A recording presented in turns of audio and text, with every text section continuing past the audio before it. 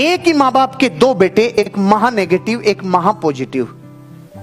तो मनोवैज्ञानिक को दिखाया मां बाप ने कि जी साहब ये दोनों बच्चे हमारे हैं, लेकिन दोनों में इतना फर्क कैसे, चेक तो करो। एक तो बहुत नेगेटिव सोचता है, एक बहुत पॉजिटिव सोचता है। कि पहले मेरे को साहब एक्सपेरिमेंट करना पड़ेगा। कि अच्छा कर लो सर। कि इन बच्चों को अपने को क्या करना होगा, इन दोनों का एक ही दिन बर्थडे आता है, इनको उस बर्थडे से एक रात पहले रात को अलग अलग कमरों में सुलाना है और गिफ्ट से कमरा भर देना है।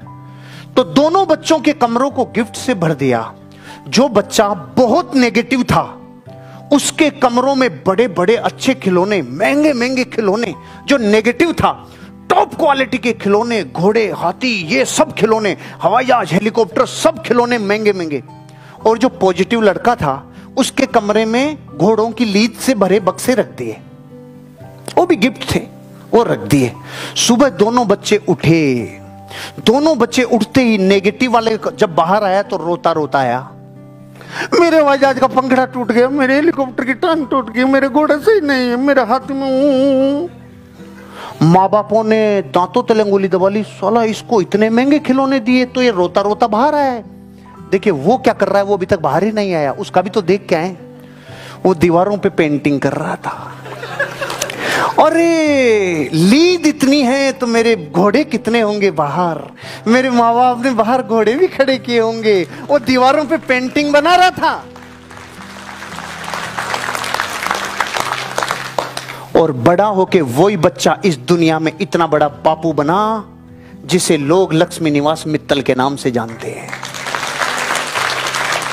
अरे जिंदगी में सौभाग्यशाली लोग अपना जीवन का निर्माण करते हैं, मेडिकल से गोली नहीं लाते सौभाग्य की।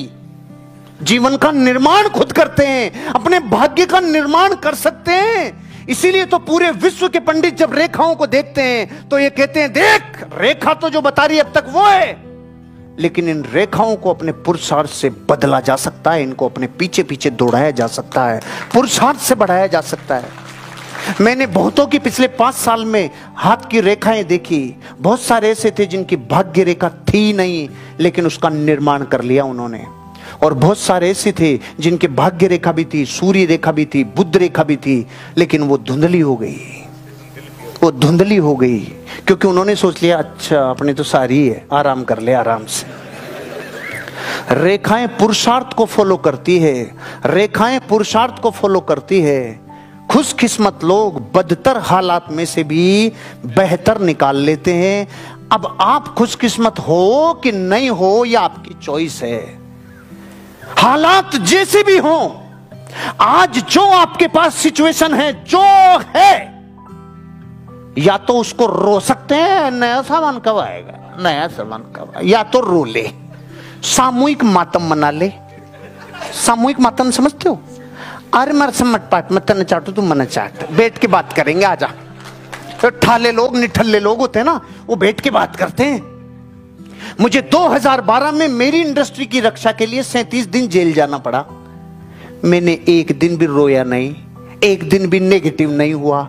मैंने 37 दिन आनंद लिया और मैं भुला नहीं सकता। उन 37 दिनों में मैंने जो 72 किताबें पढ़ी थी वो मेरे जीवन का निर्माण कर गई। वो 72 में आज तक नहीं पढ़ता पूरी, वहां जाया तो पढ़ लिया बैठा बैठा। मैं जिस दिन गया था उस दिन वहां पे संडे था और गायत्री परिवार के प्रवचन होते थे, गायत्री परिवार के प्रवचन होते थे। तो मैं जिस बैरक में था, हम वीआईपी थे, बाहर अखबारों में फोटो वेटो सब तगड़ा काम था हमारा। तो वीआईपी में गए तो उस दिन तो लोग गए थे वहां पे प्रवचनों में। फिर अगले 3 संडे में वहां और रुका, फिर वो भाई कभी नहीं गए, अपने प्रवचन होते थे बैरक में, आनंद। और 37 दिन बाद जब हम आए और बाकायदा बाइज्जत बरी का ऑर्डर लिया, रो रहे थे सब। तू जा रहा है तो क्या साला यहीं बैठा रहूं तेरे को खुश करने के लिए? मैं आया था, प्रकृति ने नियति ने मुझे भेजा था, कुछ ना कुछ अच्छे के लिए भेजा होगा। और जीवन सच में कुछ ना कुछ अच्छे के लिए होता है। अगर वो 37 दिन में नहीं देखता, क्योंकि उस दिन मुझे याद था 3 दिन तो मैंने खाना नहीं खाया क्योंकि मेरे नियम अलग हैं। मैं जमीकन नहीं खाता, रात्रि भोजन नहीं करता, 3 दिन भूखा रहा। 30 दिन बाद मेरे भोजन की व्यवस्था हुई। तो जब मैं कौन से भोजन की व्यवस्था हुई? जो वहां मरीजों की दाल आती है ना, उसमें लहसुन प्याज नहीं होता। तो मेरा तो वही भोजन था। तो पहला घास लेते ही आंसू भी आ गए और हंसी भी आ गई। अरे रे, मेरी सुशीला इतनी अच्छी दाल बनाती थी, मैंने उसको इतने सालों से कभी कॉम्प्लीमेंट नहीं है। मैंने बोला ए नमक तो को नहीं, ए मिर्ची तो को नहीं मैं। लेकिन जब वो खा रहा था तब मेरे को याद आ रही थी मेरी वाइफ की दाल। अरे रे, ऐसी दाल को इग्नोर किया इसलिए ऐसी दाल खा बैठे तू। अब जिंदगी कुछ सिखाने के लिए यात्रा करती है, आपकी लाइफ जर्नी करती है। बदतर में से भी बेहतर निकाल के लाओ। वहां से मैं निकाल के लाया कि ऐसा व्यक्ति मिला मुझे जिसने मुझे बर्तनों में आरपी होती है बताया, जो कांसे के बर्तनों में आरपी होती है, एनर्जी का पता चला। मेरी जीवन में मुझे 8 बड़े बेनिफिट हुए। जो मैं वहां 37 दिन जेल में नहीं जाता तो मुझे वो 8 बेनिफिट कभी नहीं होते। मेरी नेटवर्थ 1 करोड़ से 15 करोड़ बढ़ी, उसमें उसका कारण वो था जो मेरे जीवन की यात्रा थी। नेटवर्थ 15 गुना बढ़ गई पिछले 5 साल में। 15 गुना, 15 टाइम नेटवर्थ 5 साल में बढ़ जाए, कुछ तो है। बदतर हालात में से जो बेहतर निकाल ले, लोग उनको सौभाग्यशाली कहते हैं। और सौभाग्यशाली कहते हैं चला इसमें सौभाग्य क्या है, तू भी ऐसा हो जा, पानी तो सबके बरस रहा है, तेरा भी बर्तन लेके खड़ा हो जा, तुझे भी मिल जाएगा। नहीं, मैं बर्तन उल्टा रखूंगा। तो तू बिना पैरासूट खोले ही कूद जा, ऊपर जाके कूद जा, पैरासूट खोलना मत। फिर बोलना मेरा तो भाग्य साथ नहीं दिया। तेरा पैरासूट साथ नहीं दिया बेटे, तेरा भाग्य नहीं दिया। खुशकिस्मत लोग बदतर हालात में से बेहतर निकाल लेते हैं, हर परिस्थिति को स्वीकार करते हैं। कबूल कबूल है, हर परिस्थिति कबूल है, जैसे अब है कबूल है। वर्तमान के हालात देखो, अभी भारत के 130 करोड़ लोग क्या कह रहे हैं, साला कबूल है रे, उड़ा दो, हमारे ऊपर भी आएगा, बम फूट जाएंगे चाहे हम, लेकिन उड़ा दो। भारत का आदमी अचानक देशभक्त हो गया पिछले कई 15 दिनों से। आपको नहीं लग रहा? पूरे देश को जब पहली बार ये घटना हुई तो अपने देश को क्या डर लग रहा था, परमाणु बम नहीं गिरा दे यार, उसके पास बहुत सारे हैं यार। आपको नहीं लगता जब ये 2 दिन पहले घटना हुई और उसने वापस अपना एक F-16 भेजा और फिर वापस ये हुआ, आपको नहीं लगता कि जिंदगी में अंदर से एक देशभक्ति जज्बात पैदा कर रही है? अपने जीवन में जो बदतर में से बेहतर निकाल सके वो सौभाग्यशाली लोग हैं, हर परिस्थिति को स्वीकार करते हैं। देश के कितने लोगों ने इतने स्क्रीनशॉट देखे हैं मैंने इन पिछले 10 दिनों में। कोई बच्चा 20 रुपया भारतीय सेना के खाते में डाल रहा है, कोई 10 रुपया, कोई 5 रुपया, कोई 50 रुपया, कोई 1 लाख, कोई 2 लाख, कोई 5 लाख, करोड़ों रुपए लगा दिए। मैं भी पढ़ रहा था 5-7 दिन पहले कि देश में सोना कितना है। अपने देश में इस टाइम 22,000 टन सोना है, 22,000 टन, 65 लाख करोड़ का सोना। और भारत सरकार का बजट 6 लाख करोड़, और सोना अपने पास 65 लाख करोड़। एक बार तो भारत सरकार मांग लेना, इन गर्मी मांग लेना थोड़े दिनों में, तो पूरा 65 लाख करोड़ दे दें अपन। देश का सवाल है यार। जो हालात होंगे उसको कबूल किया, अपने अंदर ऑटोमेटिक जज्बात पैदा हो जाते हैं। आपके पास जो जब हालात होते हैं ना, उनको कबूल किया करो, कबूल किया करो। मैंने मेरी जिंदगी के बिजनेस में 3 बार बड़ी मंदियां देखी है, बड़े ब्रेक्स देखे, बड़े ब्रेकडाउन देखे हैं। आपने तो एक ही देखा है, आपने एक ही देखा है, और दुनिया में एक देखा है, इसलिए भी कम नेटवर्थ है आपकी।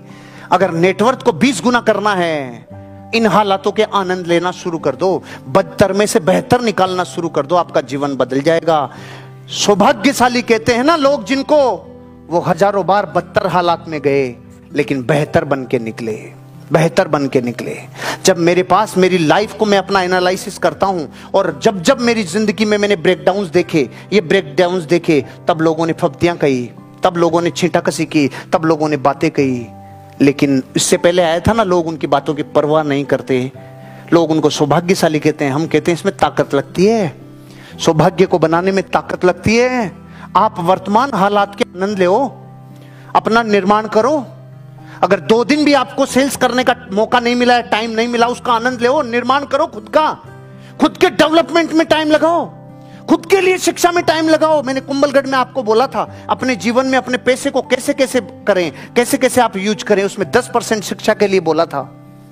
अब मैं नया फार्मूला लेके आया हूं आज, ली कोशिंग फार्मूला। वो अमेरिका का था, अब की बार जापान का लाया हूं। वो थोड़े गरीबों के लिए था, अब की बार थोड़ा सा पैसे वालों के लिए लाया हूं। क्यों? चीजें उन्नत करती है, उन्नति उठती है, ऊपर उठती है। अपनी लाइफ में हर परिस्थिति को स्वीकार करते हैं, घबराने के बजाय योजना बनाते हैं, घबराते नहीं है। योजना बनाते हैं। और नॉर्मल आदमी जो अपने आप को दुर्भाग्यशाली मानता है, उसको आनंद घबराने में आता है। अब क्या होगा, अब क्या होगा, अब क्या होगा, इसमें भी आनंद आता है उसको इसमें इसका नशा। आपको पता है घबराने की लत होती है, घबराने की लत होती है। कई बच्चे जो डरते हैं ना, बचपन से डरने लग जाते हैं, उनकी लत लग जाती है, वो बड़े होने तक भी डरते रहते हैं। पत्नी से डरते हैं, सासू से डरते हैं, माँ से डरते हैं, बापू से डरते हैं, सबसे डरते हैं। डरने की लत होती है। और डरने से एक हार्मोन रिलीज होता है अंदर, जिसको कोर्टिजोल बोलते हैं। वो जब जब रिसाव होता है ना, फिर उसको आनंद आता है। जैसे इधर से बीड़ी और सिगरेट गई, अंदर ट्रिगर मारा, धुआं ने ठोकर लगाई अंदर जाके, तो एक अलग आनंद आता ना। गुटके में, जर्दे में, सुपारी में, फोपड़ी में, इनमें अंदर से एक निकोटीन हिट करता है, जाके अंदर मारता है, उससे उसको अंदर आनंद आता है ना। ऐसे अपनी जिंदगी में घबराने में भी एक अलग आनंद आता है। इसीलिए तो हमने देश में 100 करोड़ लोग घबराने वाले पैदा कर दिए। और कुछ सौभाग्यशाली हैं जो घबराते नहीं हैं। घबराना नहीं। लोग चाहे सौभाग्यशाली कहते होंगे उन लोगों को, लेकिन सौभाग्यशाली लोग ये मानते हैं जो घबराता है वो जीवन में हारता है। घबराना नहीं। योजना बनाइए निकलने की। योजना बनाई भारत ने 13 दिन तक योजना बनाई है कैसे काम करना है। अनाउंसमेंट पहले दिन किया था, दिन, समय, सीमा सबकी खुली छूट। मतलब अपनी जिंदगी में योजना बनाने की पूरी आजादी। आपको भी पूरी आजादी है अपने जीवन की योजना बनाने की। घबराना काहे को है। हर इंसान को अपनी परीक्षाओं से गुजरना पड़ता है। आज पाकिस्तान अपनी परीक्षा से गुजर रहा है, भारत अपनी परीक्षा से गुजर रहा है, गोकुल कृपा अपनी परीक्षा से गुजर रहा है, हर्षवर्धन अपनी परीक्षा से गुजर रहा है, सेल्स की टीम अपनी परीक्षा से गुजर रही है। लेकिन अपनी जिंदगी में हर वो आदमी पास होगा जो अपनी परीक्षा में घबराएगा नहीं। क्योंकि घबराहट से कोर्टिजोल और रिलीज होता है, स्ट्रेस और रिलीज होता है बॉडी में, और घबराहट को विकसित करता है। और जैसे ही थोड़ी सी घबराहट कम और उसके ताकत लगती है, भाग्य जन्म लेता है। जब आवश्यक हो तो मदद की तलाश करते हैं। पूरा देश कह रहा था ये मोदी सारे दिन घूमता रहता है, कभी इस देश जाता, कभी उस देश जाता, कभी इस देश जाता है, इतना भी कोई खर्चा करता है। जिन 84 देशों में जाके आया था, वो 84 देश कह रहे हैं अगर आपके इधर से तैयारी नहीं हुई तो हम आपके साथ मिसाइल छोड़ने के लिए तैयार हैं। ये वही देश है जहां यात्रा करके आया है। रिश्ते बनाने से बनते हैं, मदद के लिए पहले मदद देनी पड़ती है। इजराइल दुनिया में 30 नंबर की पावरफुल सेना, वो कह रहा है हम आपके साथ हैं, एक इशारा कर देना। ये कब हुआ? जब किसी ने अपनी जिंदगी में, अपनी लाइफ में मदद कभी ना कभी मिलेगी, इसलिए पहले जाके लोगों से रिश्ते बने और मदद हुई। आप और हम अपनी जिंदगी में ऐसे रिश्ते बनाओगे तो जिनको लोग तो सौभाग्यशाली कहेंगे, लेकिन आपको पता चलेगा रिश्ते प्राइस मांगते हैं। रिश्तों को मेंटेन करने में पैसा लगता है, समय लगता है, एनर्जी लगती है। रिश्ते यूं मेंटेन नहीं होते। अगर आप अपनी जिंदगी में किसी से मदद लेते हो और मदद मिलती है, वो तब ही मिलेगी जब आपने मदद की होगी, आपने समय का निवेश किया होगा, धन का निवेश किया होगा, एनर्जी का निवेश किया होगा, उसके लिए अच्छी फीलिंग्स का निवेश किया होगा, उसके लिए अच्छी ब्लेसिंग दी होगी, तब मदद मिलती है और लोग उसको सौभाग्यशाली कहते हैं। हर एक सौभाग्य का फार्मूला है, हर एक सौभाग्य